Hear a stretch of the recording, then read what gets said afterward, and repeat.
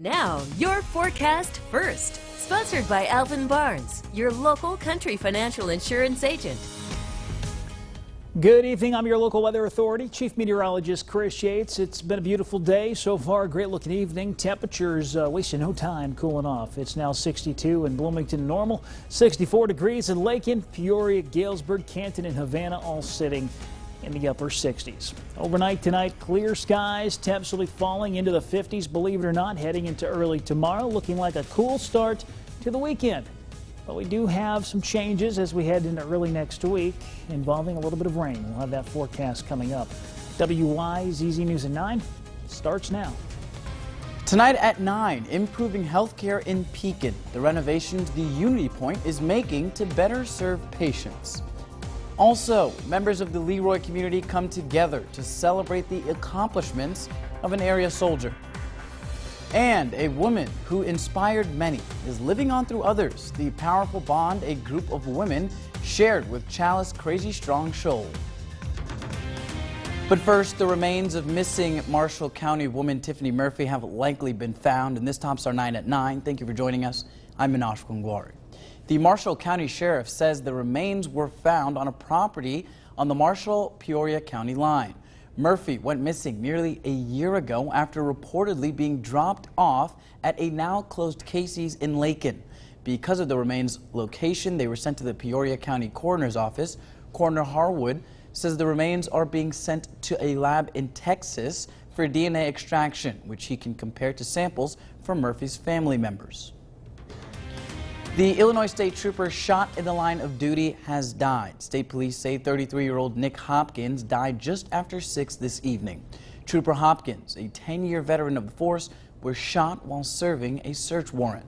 He was rushed to the hospital in critical condition. 3 people from inside the home are in custody tonight. Their names are not being released at this time. Trooper Hopkins leaves behind a wife and 3 children. He is the 3rd ISP trooper to die in the line of duty this year. Acting Director of ISP says the agency has never suffered like this many deaths. This week, many homeowners have received their property assessment notices, and the EAV has decreased all across central Illinois. As Matt Sheehan found, this decrease will affect the housing markets throughout central Illinois and could negatively impact our local schools. Hopefully we can weather this storm and hope that the Peoria area rebounds and we see that trend go upward here hopefully soon. According to the Peoria County Treasurer, in 2018, Peoria County taxpayers paid over $325 million in property taxes. Over half of that money goes to area schools. Dr. Dearman says he hopes this decline in property value passes quickly. We haven't seen a significant decline in EAV here in quite some time, so it's a very legitimate concern and a worry. Again, whether it's going to be something that's going to be sustained and continued over time, if that trend continues, that's going to be even more problematic as time comes. RE/MAX realtor Ryan Cannon says homeowners have been reporting assessed value decreases from as low as just 0.5% all the way up to 15%. He believes the reason for this decrease is because in past years, many Peoria County homes have been assessed at values higher than they're actually worth. The taxable value is normalizing to what the market is actually, what these properties are selling for. It's closer.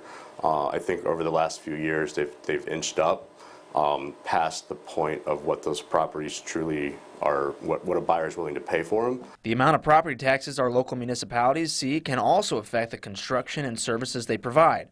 Pekin Mayor Mark Luff says when property values are higher, it's welcoming to businesses and city projects. It allows you to draw in new people. When those reports come out and you can show growth, it automatically sparks interest with other people to bring them in. It helps the growth of businesses that want to come in. Matt Sheehan, Wyzz News. Unity Point Health is celebrating a major milestone. Today, the facility revealed its new lobby, gift shop, labs, and urgent care services. The renovated lobby will offer quick access to registration and lab services. Today, community members were able to come out to the Pekin facility and take a tour of the building. All of this is about our commitment to enhancing quality and access of healthcare services, and it's our goal to make healthcare services easier and more personal for the Pekin community. Dr. Knepp also said the entire urgent care space at Unity Point Pekin has been renovated as well.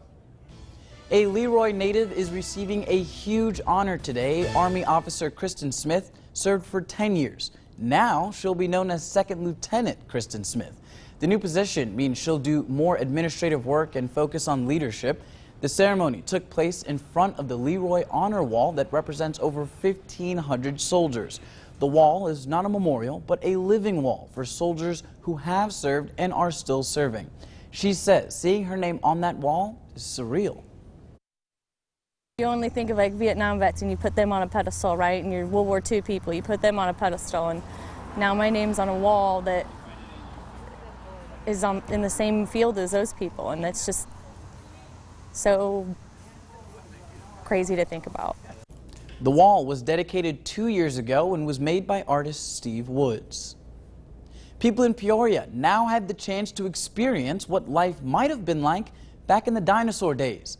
Jurassic Quest is taking place in the Peoria Civic Center all weekend.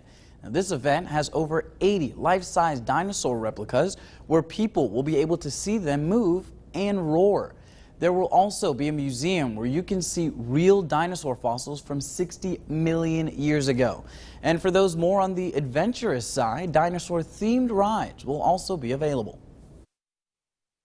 Oh, it is the best, actually. I love the kids. The kids say the most amazing things to me, and I just love to educate them. And the kids love things like this. So it's a blast. You're going to have so much fun.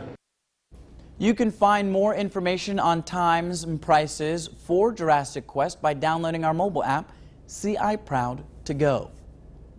Well, a group of 3 women battling cancer are coming together today to honor a 4th. Yesterday, we told you about the passing of Chalice Crazy Strong Scholl.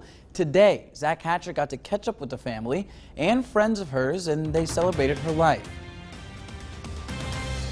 After being given 6 months to live, 37-year-old Chalice Crazy Strong Scholl started saving up for her own funeral. While battling stage 4 cervical cancers, Scholl met her closest friends. The group called themselves the Fantastic Four, becoming each other's hope when they needed it most. She's amazing. She would always tell me, "You give me strength." And I'm like, "No, you give me strength." We're arguing on who gives who the most strength. So she was amazing. Charletha, Rose, and Tanya Friday got a chance to reunite with Scholl's family, some of them meeting for the first time. Together they remembered how Chalice changed their lives and picked out flowers for her funeral. They're going to make her flowers for her funeral from them 3 because it was the Fantastic Four.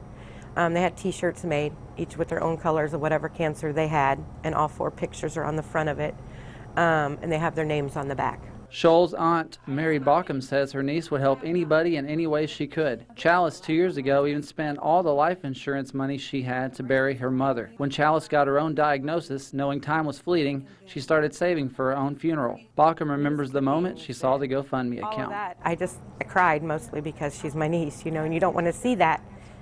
But then again, it's like, oh my gosh, look at all these people, you know, and to think that she was smart enough to save some of that, to think of herself, but yet help anybody that she possibly could. Charletha's friend says her legacy will never be forgotten. Her last week here, it was just nothing but God. I mean, she was the strongest person ever.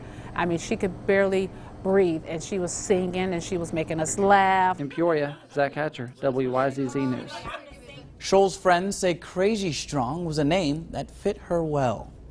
And remember, we have plenty of stories from around Central Illinois that aren't in today's show, including how you can help East Peoria firefighters raise money for cancer research. The 4th annual Breast Cancer Awareness T-shirt sale is going on right now. To find out how you can get a shirt, head over to our website, ciproud.com. Well, now let's check in with Chief Meteorologist Chris Yates with a quick look at the forecast. Chris. Minosh, pretty quiet conditions across central Illinois today. We had high temperatures ranging from the upper 70s to the low 80s. Peoria, Lakin, and Lincoln all topping out at 80. The rest of you, mid to upper 70s. Pretty nice, delightful afternoon. Certainly a great evening. Radar satellite, not a whole lot happening. Notice the clock's ticking. We just don't see anything. That's because skies, other than some few high cirrus clouds, are clear, and it's going to stay that way going through tonight. There is a front boundary off to our south. That is where the threat of rain will more or less stay. So for us tonight, heading into the start of the weekend, things are looking good. Not a whole lot of cloud cover drifting on through tonight. So a little sneak peek at your weekend forecast. Mostly sunny Saturday. The clouds do return, however, on Sunday. Temperature-wise, generally hovering in the upper 70s to low 80s. Now the cool weather looks to stick around a while, but the dry weather, not so much. We might have a better chance of rain on the horizon. I'll have that full forecast coming up in just a little bit. Minash? Great, and a beautiful weekend it seems like for people. Coming up, continuing coverage of teachers' minimum wage raise, the impact school districts will face when the law goes into effect. Then, the beef between meat producers and this vegan industry. And also, the high school football season kicks off next Friday night. Area teams will only have 1 week to prepare for their season opener. Kurt Pegler previews the area teams later in sport.